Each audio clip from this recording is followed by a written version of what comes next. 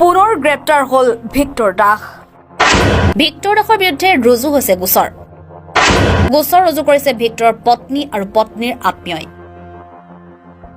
কেইদিনমান আগতে তৃতীয় আৰু চতুৰ্থ বৰ্গৰ চাকৰিৰ ক্ষেত্ৰত গুৰুতৰ অভিযোগ উত্থাপিত হৈছিল ভিক্টৰ দাসৰ বিৰুদ্ধে।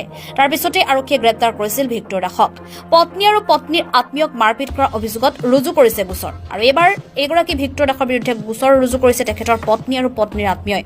গোশালা আৰক্ষী চকীত 10/2023 নম্বৰত ৰুজু কৰিছে গোচৰ। নিশা মালিগাঁৱত থকা পত্নীৰ মাতৃৰ ঘৰত প্ৰৱেশ কৰি মাৰপিট কৰাৰ অভিযোগ ভিক্টৰ দাসৰ বিৰুদ্ধে IPCৰ 323/294/427 ধাৰাত ৰুজু কৰা হৈছে গোচৰ। পুনৰ গ্ৰেপ্তাৰ হল ভিক্টৰ দাস। ভিক্টৰ দাসৰ বিৰুদ্ধে ৰুজু হৈছে গোচৰ। গোচৰ ৰুজু কৰিছে ভিক্টৰৰ পত্নী আৰু পত্নীৰ আত্মীয়ই। কেইদিনমান আগতে তৃতীয় আৰু চতুৰ্থ বৰ্গৰ চাকৰিৰ ক্ষেত্ৰত গুৰুতৰ অভিযোগ উত্থাপিত হৈছিল ভিক্টৰ দাসৰ বিৰুদ্ধে। তাৰ পিছতে আৰক্ষীয়ে গ্ৰেপ্তাৰ কৰিছিল ভিক্টৰ দাসক। পত্নী আৰু পত্নীৰ আত্মীয়ক মাৰপিট কৰাৰ অভিযোগত ৰুজু কৰিছে গোচৰ। আৰু এইবাৰ এইগৰাকী ভিক্টৰ দাসৰ বিৰুদ্ধে গোচৰ ৰুজু কৰিছে তেখেতৰ পত্নী আৰু পত্নীৰ আত্মীয়ই।